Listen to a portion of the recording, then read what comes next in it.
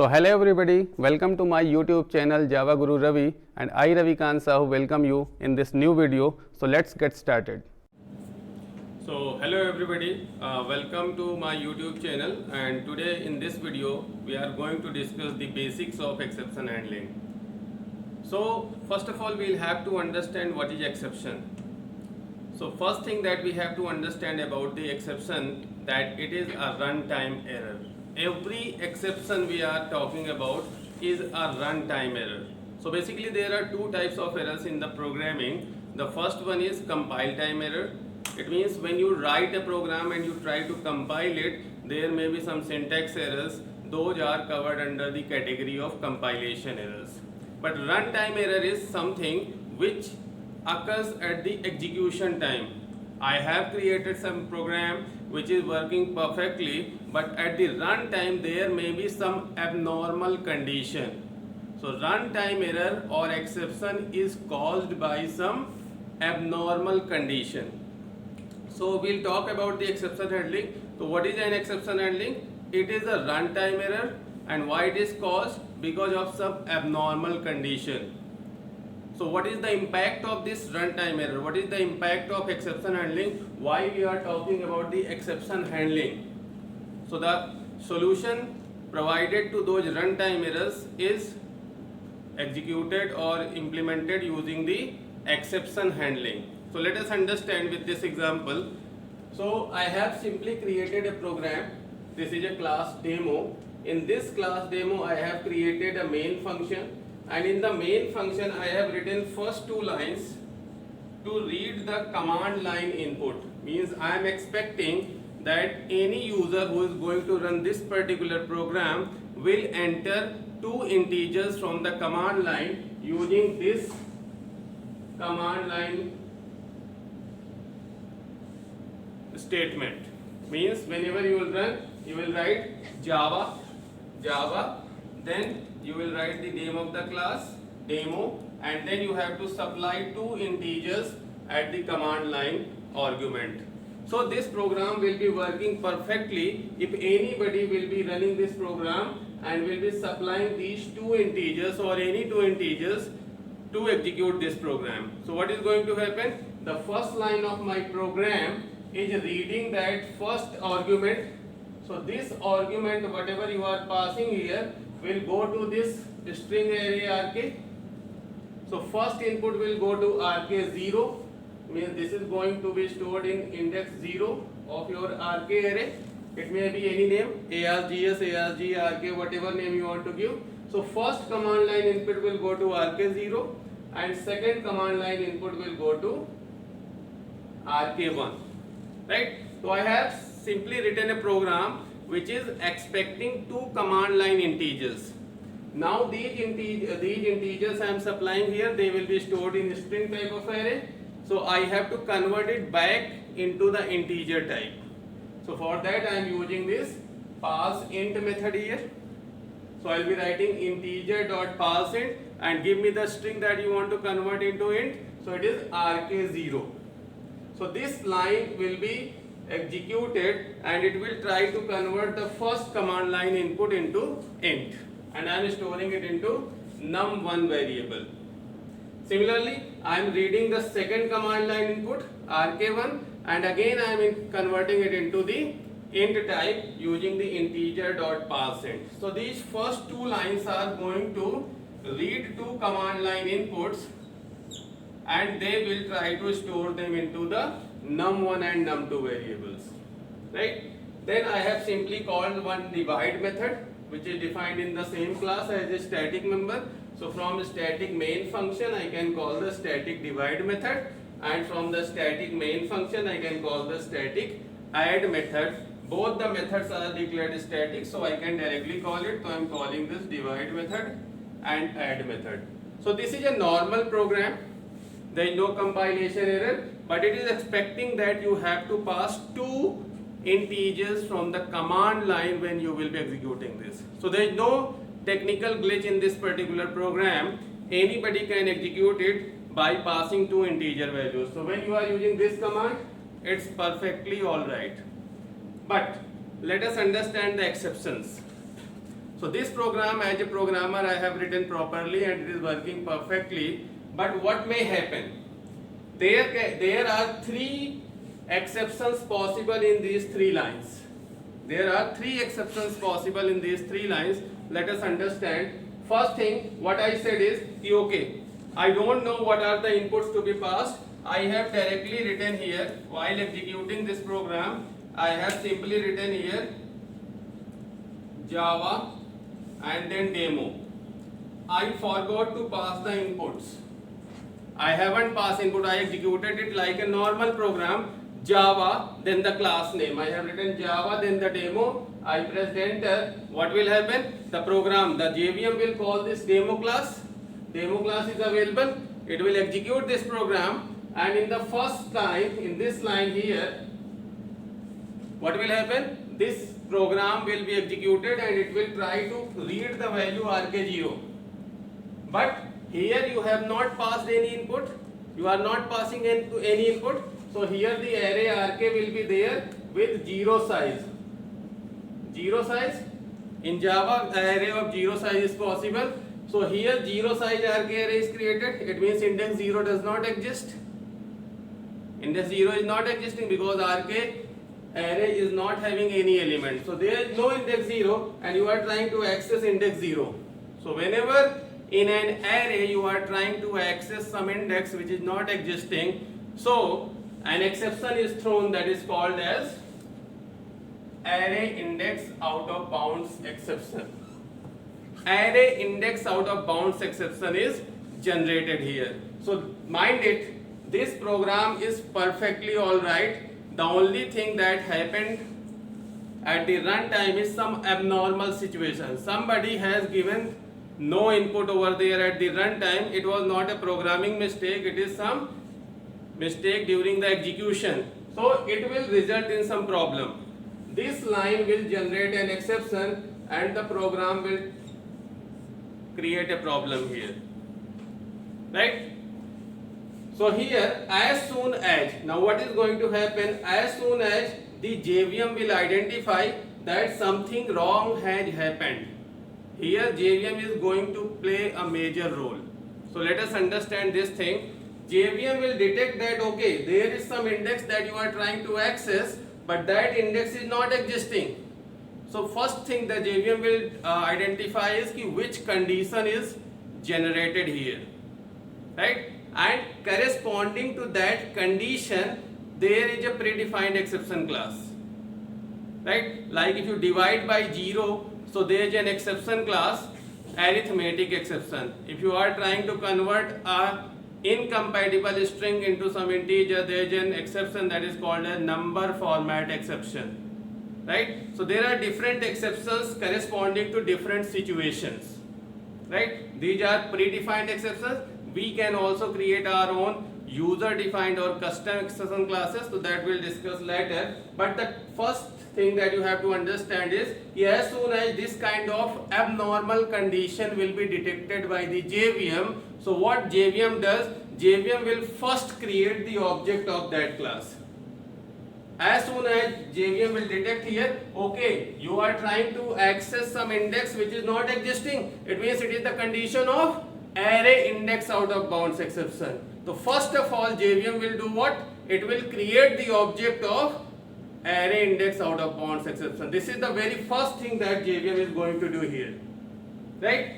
So here, first of all, JVM is going to create the object of array index out of bounds exception.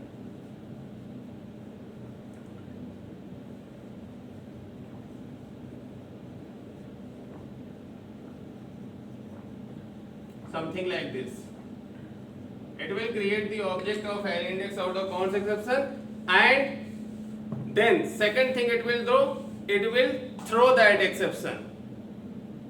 The JVM will create the object of that exception type. Which exception type? The condition which is encountered over there. Corresponding object will be intelligently identified and then instantiated. Right? There is no mistake possible from the JVM side. If it is array index out of bounds, then it will create the object of array index out of bounds. If it is number format, it will create the object of number format. And the second thing it will do, it will throw this object. Whatever exceptional condition encountered, it will create its object first thing. Second thing, it will throw that object. Right? So for that purpose, it is using throw keyword. Throw is a keyword. Right? In exception handling, there are 5 keywords: try, catch, throw, throws, and finally. So throw keyword is used to throw the exception object. So second thing JVM will do, it will throw that exception object. Now, when the exception object is thrown, it will simply need a catch block. If there is no catch block, until it will find the catch block, it will not execute any code in your program. As soon as exception object is thrown, so first of all, you have to provide a catch block. If the catch block will not be there, the program will not execute any of the statement. Right? So as soon as it will throw, so what is going to happen here is, let us understand, when the exception object is thrown, so first of all, it will come out of the block. Wherever exception object is generated, first of all, it will come out of that block. As soon as exception is generated in any block, the very 100% guaranteed thing is that no other statement in that block will be executed. You cannot execute any statement of the block where the exception has occurred, because the JVM will throw the exception object and it will land just outside the block where the exception occurred, and it will keep on searching for the catch block, because catch block is the solution. Right? So it will throw the object, so it will come outside the JVM, and outside the block it will go and it will search for the catch block, and if that outside the block it will not find the catch block, it will go to the caller, then caller, and so on. And when nobody is going to provide the catch block, who is the caller of the main function? You start from the main function, so somehow at the end it will reach to the main function, and even if the main function is not providing the solution, where it will go? Who is the caller of the main function? JVM. It will go to the JVM, and JVM give you a message and terminate the program. Right? Same thing we will understand here. Another exception. Let's say I said, okay, I have to pass some inputs, so I have written here 10 and 2.5 now. Just try to understand. I have given the input now, Java demo 10 and 2.5. Now I am passing two values here. So first statement will be executed here. It will try to convert 10 into int. It is okay. So no array index out of bounds exception. This line will be executed successfully. Right? Then it will read the second value RK1. It will try to convert 2.5 into int. Now 2.5 is not compatible with int. 2.5 cannot be converted into int. So it will give you another exception, that is number format exception, because this cannot be converted into int. If I write here double dot pass double, then it will be okay. But I am trying to convert a 2.5 value, so this string is not compatible with int. It is compatible with double, but it is not compatible with int. So here in this line, or the same thing may happen in the first line also, when the string that you are passing or the value that you are passing is not compatible with the type you are converting, then it will give you the number format exception. So again here, number format exception will be thrown. So this is the second exception possible in these two lines. Right? So it means you have to pass two integers here. It means you can pass here 10, 2. 10 and 2, two integers. Now these two lines will be executed perfectly. Right? So if I pass 10 and 2 here, it will be holding here value 10 in num1 and it will be holding 2 in the num2. Then I am calling the divide function. So now let us understand the propagation of exception here. So now you will call the divide method.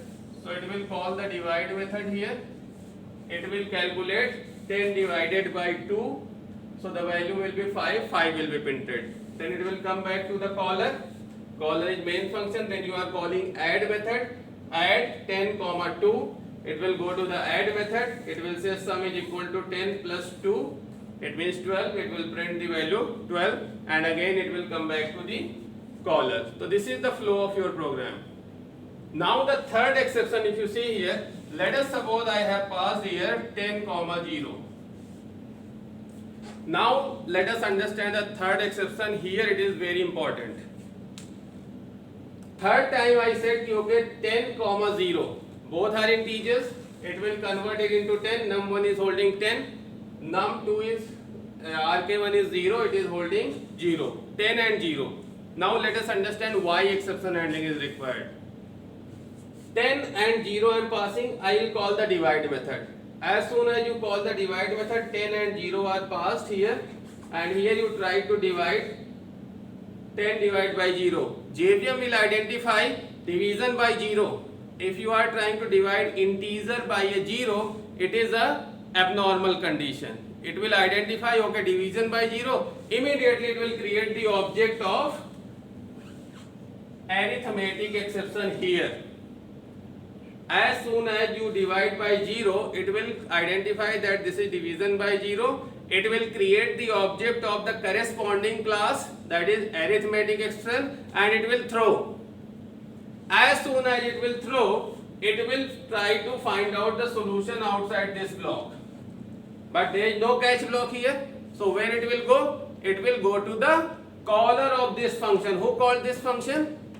Main. Main called this function, so it will come here. It will search for the catch block. Do you have a catch block here? No catch block. It will go to the caller of this function. Right? Earlier it tried to find a catch block here in the divide method. No catch block. It will say I am going to your caller. Caller was main function. It asked, do you have the catch block? It said I don't have a catch block for you. It will say who is your caller? Its caller is JVM. It will go to the JVM. As soon as your program control is transferred to JVM, the program terminates. The program will immediately terminate as soon as your control goes back to JVM. Right? So, what are the problems we have encountered here? There are three major reasons of providing the exception handling. Right?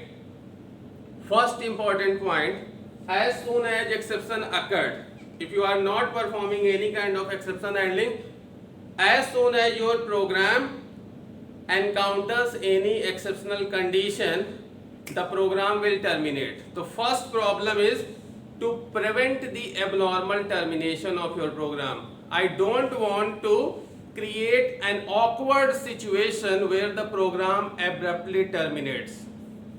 Even if there is some abnormal situation, we should gracefully handle the situation. Exception handling allows you to gracefully handle the situation. You can say, okay, there is some problem encountered, we will look back into this, and in this way we can gracefully handle the situation rather than abnormally terminating the program without giving any kind of information, what happened, what was wrong there, and so on. So first thing is, I want to prevent the abnormal termination of the program. Second important thing is, when your program terminates, when your program is getting terminated, so it gives you some technical message. A message which can be understood by a technical, you can say CSE or engineer who can understand these kind of terms. Like if you are getting this exception here, array index out of bounds, so it will say java.lang.array index out of bounds, index 0. So this kind of message cannot be understood by a layman. If you are dividing by 0, it will say okay java.lang. Number format exception division by 0, and then some stack trace will be shown. So again this kind of message is understood by some technical person, but it cannot be understood by a normal user, a normal layman who is using your application. So the second important reason of exception handling is customize the message. Rather than giving some technical message, we should give a simple message, okay, please do not enter the second number as 0.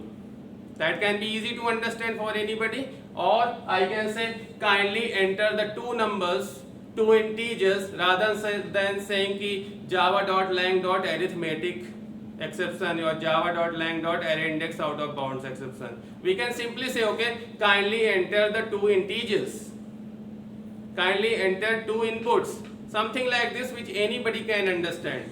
So this is the second reason. First reason I told you to prevent the abnormal termination of your program. Second thing I told you to customize the message to give some simplified message rather than some technical computer science message. Third and the most important reason of exception handling is, in my terms, it is providing plan B. Providing plan B means, suppose some exceptional condition occurred, exception has been occurred in your application. Now what you want to do? Definitely there is some problem occurred. Now how to handle this situation? This is what we call it as providing plan B, and that is done using the catch block, right? Let us understand with the real life example. You went to the ATM machine, you entered your card, it asked you, okay, enter the amount, and I haven't noticed the message. I entered my, it said ki, okay, enter your PIN, and I entered the amount, right? Instead of PIN, I have entered the amount. Let's say my PIN was 12345, but I have entered 2000. So this is an exceptional condition. So don't you think that ATM machine should provide me plan B? It simply gives you nowadays message, kindly re-enter the PIN. It gives you the message, kindly re-enter the PIN. It means it is giving you second chance. It is giving you the option to rectify your problem, rather than simply if you go 20 years ago, then if you enter a wrong PIN, it simply gets your card back. It terminates your application and you have to again restart the process, entering the card, entering the PIN and all those things. So now it is providing you the plan B. Okay, sorry, you have entered a wrong PIN. I am giving you another chance. Can you re-enter the PIN? So if you have noticed this, okay, sorry, I have entered the amount instead of PIN, so I can re-enter the PIN. This is what the plan B is. So exception handling is meant for providing the plan B. If somebody, user can do any kind of mistake, you cannot stop the exceptions. You are creating a login page, you are asking for username and password, but user is forgetting the password, he is entering wrong password, he is entering wrong user ID. So you cannot prevent the user from doing the mistakes. You have to do some exception handling to make the user enter the correct inputs. Means you have to provide exception handling, right? So three reasons of exception handling, very important. First one is prevent. First of all, I'll try to stop the termination of the program. Very easy. First of all, let us stop the termination. We should not terminate the application. Second thing, if program termination is stopped, so let us give the simplified message so that user can understand. And third thing, if everything has been done properly, so let us give the another chance. That is second thing. Third thing, that is provide plan B, right?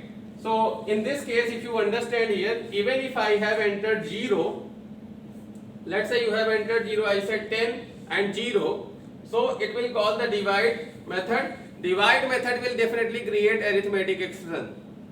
It will immediately terminate your program. The user can claim, okay, it's my mistake, I entered 0.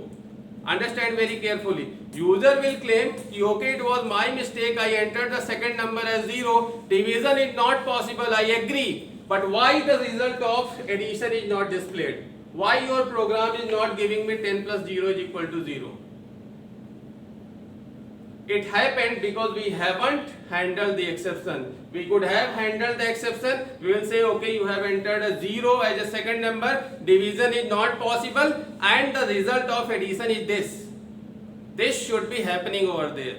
Live example, if you relate with the real life ATM machine, if suppose the ATM machine is not having a cache over there, there are some other features provided by your ATM machine. You can go there and you can change your PIN.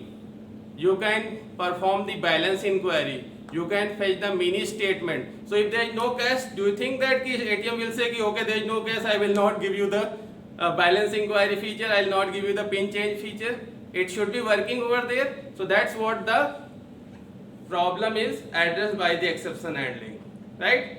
So this is all about the exception handling, reasons why exception handling is required. First one is to prevent the abnormal termination. Second thing, provide the user friendly message, and third one is provide plan B. Try to give some other option instead of terminating the application or making the user uncomfortable with some awkward situation. So that's all about this video. Thank you. So I hope you enjoyed this video, and if you find this video useful, so please like, subscribe and share with all of your friends so that they can also get benefited. Ravikant Sahu signing off. Thank you.